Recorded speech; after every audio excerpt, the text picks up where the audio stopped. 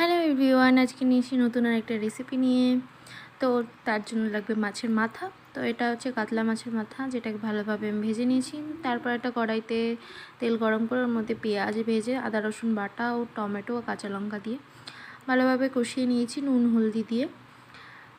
তো ভালোভাবে কষানোর পরে তার মধ্যে দিয়ে দেবো গুঁড়ো মশলা, যেমন লঙ্কার গুঁড়ো, জিরের গুঁড়ো দিয়ে আরেকটু ভালোভাবে কষিয়ে নিতে হবে। দিয়ে তারপরে দিয়ে দেবো মাছের মাথাটা দিয়ে মাথাটার সাথে মশলাটা ভালোভাবে ভেঙে চুড়ে কষিয়ে নেব। দেখো, মশলাটার সাথে ভালোভাবে মাথাটা কষিয়ে নিচ্ছি। তো মশলাটার সাথে মাথাটা কষানোর পরে দিয়ে দেবো এখানে সিদ্ধ করে রাখা মুগ ডাল। তো দিয়ে দিলাম। তো মুগ ডালটা একটু নুন হলদি আর কটা কাঁচা লঙ্কা দিয়ে সিদ্ধ করে নিয়েছিলাম, সেটাই দিয়ে দিলাম। তারপরে কিছুক্ষণ নেড়ে চেড়ে একটু ফুটিয়ে নিতে হবে। তো ফুটিয়ে নিলে রেডি হয়ে যাবে মাছের মাথা দিয়ে মুগ ডাল। আমার তো খুবই ভালো লাগে। কার কার ডাল খেতে ভালো লাগে এইভাবে কমেন্ট করে জানিও। ভিডিওটা ভালো লাগলে অবশ্যই চ্যানেলটা সাবস্ক্রাইব করে দিও।